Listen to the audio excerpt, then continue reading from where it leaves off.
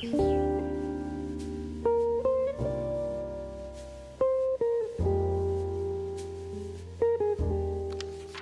and welcome to my channel. My name's Natalie. I make cozy crafty content here on YouTube and document my life in my 20s. Today I just wanted to share with you some spreads from my journal, some of my favorite things that I have been returning to as of late. I am a pretty new journaler. I just started doing this in 2023. I am a lifelong diary keeper. I've always liked to write in a journal, but I only recently started journaling in a visual way. I've never been a very artistic person, so I think that held me back for a long time from doing any type of scrapbooking or junk journaling. But once I was able to kind of let go of the idea that it needed to be pretty, I started to really have fun with just journaling with the intent of capturing my life and documenting my day-to-day. So I'll just show you some of the ways that I do that as someone who's not great at like drawing or painting or art. I'm just someone who's super sentimental and likes to have memories to look back on, and I hold on to every receipt and scrap of junk that I ever receive. And finally I found a way that I can put it into a journal that is starting to work for me. I'm still figuring some things out, but I've been having a lot of fun with it, so I just wanted to share some of my favorite ways to journal. So let's get into it. Idea number one is to journal about birthdays and holidays. This is one I did for my 25th. I think this is a great thing to do if you're anything like me and you have a really hard time getting rid of cards, but you also don't know what to do with them and you don't want them to just sit in a box. My mom always writes really sweet notes for my birthday, and I've saved all of the cards over the years.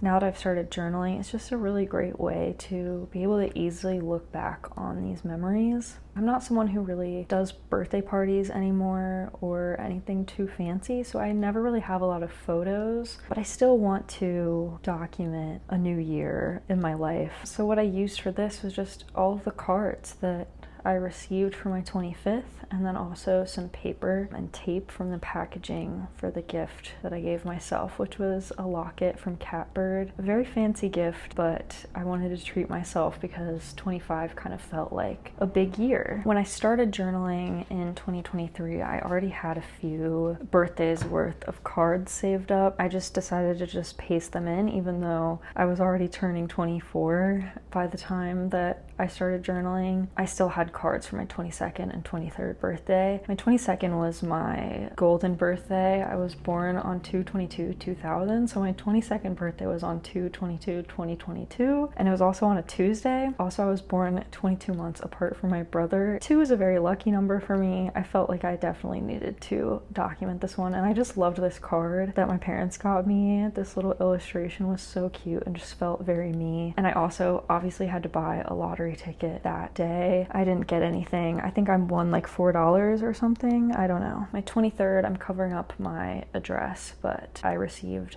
some nice cards that year too, so I decided to save those in my journal as well. And then my 24th, like again, nothing very aesthetically pleasing, but I just thought this card was hilarious and I needed to save it. I had to trim it a little bit to get it to fit, but just kind of saved my cards in here for the memories because I absolutely cannot get rid of them. You can do the same thing for holidays. I really have only done Christmas, but I like to have a memory of Christmas. It's one of my favorite holidays. It's when I get to see my whole family, and I feel like I always end up collecting a lot of fun scraps from the Christmas season. I really liked this coffee sleeve I got, and I used a bunch of wrapping paper, and a couple of these were flyers from small businesses, tissue paper, Target receipts, and then I just wrote about it a little bit. If you have any photos, to paste those in as well. Number 2 is to collect clothing tags or tags from anything that you buy, really. I think this is a great time capsule because I just think about any type of vintage clothing tags that I've ever seen. I just think it's the coolest thing. Or like stickers from any vinyls or CDs or even books. This can be so fun to look back on what books you were buying and reading, what music you were listening to, and where you were shopping, and what those tags even looked like. This was my 2023-2024 collection of tags. This year I decided to be a little bit more organized with it. and just stick to clothing tags and try to track my shopping, but I have learned about myself, I am not organized enough to track anything in my journal. So I think what I did last year, where I really just dumped any kind of tag I ever got onto the page, was a lot better for me. But if you're like into tracking things, this could be great. Number 3 is to collect ephemera from local businesses. I see a lot of people on social media who go out one day and somehow collect all these coffee sleeves and receipts and business cards and brochures from one outing to a bunch of different businesses. I find it takes me a lot longer to collect this stuff, enough to fill a page. So I kind of just collect as much as possible over time and then sit down and paste it all together, and it kind of turns out as a cute little collage of all my favorite businesses. If you do go to lots of shops in one day, I think that could be fun to kind of journal about your experience at each one. Write a little bit about your day. So yeah, if you're a little bit disorganized like me, maybe try just dumping it all in there at once. Number 3, journal about day-to-day events in your life. Just the things that don't seem that exciting can sometimes serve as inspiration for a great spread. This obviously isn't my prettiest spread, but inspiration struck when I was on a run, and a run is something very basic. It's just like a part of my day-to-day life. Nothing too exciting there, but those are the moments that we don't think as much to capture. So I think it's fun to kind of write down what the weather was, how many miles you ran, what your pace was, what you were listening to, and then kind of just write about how you were feeling. It doesn't have to be anything too fancy, but I think it's fun to just like sit down at the end of a day and write about what you did, even if it seems like it was a boring day. Regular parts of your life and those really small moments can be really important to document, because we don't think as much to do that. Number 5, journal about the future. It's human nature to always be wanting more and thinking ahead to what's the next step in my life? What do I want next? And that's definitely me. I want a dog so bad. I want a house so bad. Recently, that timeline moved way back for me, and I realized I really don't know when or if that's ever gonna happen for me. That's okay though. Eventually, I will hopefully get there, and I kind of tried to spin it around into being excited and optimistic about the future rather than this like sadness and impatience and feeling like I need to have these things now. I kind of just wrote about it. I wrote about trying to be present in the moment, but also the things that I want in the future and want to work towards and strive for. If you have things in your life that feel out of reach, or you're not where you thought you'd be at this point, I think this is a good way that you can release some of those feelings or spin them into something cute and positive. Number 6, make a spread inspired by media you've been loving lately. Whether it's a movie or a show or an album, this can be a really fun way to represent what you've been consuming lately. It can be really easy when journaling about this type of media that you need to print out a photo of the movie poster or stills from the movie or the album cover or whatever, but you can also get really creative and just try to capture the vibe with magazine clippings or junk that you have on hand. And that's kind of what I did with this, because I don't have access to a printer. I would have to pay to go to the library or something. I do have like a little photo printer, but I'm trying to use that pretty sparingly since the paper is pretty expensive. But anyway, I loved the movie Materialist, so I decided to kind of journal about it with what I had on hand. Like, I knew I had a bunch of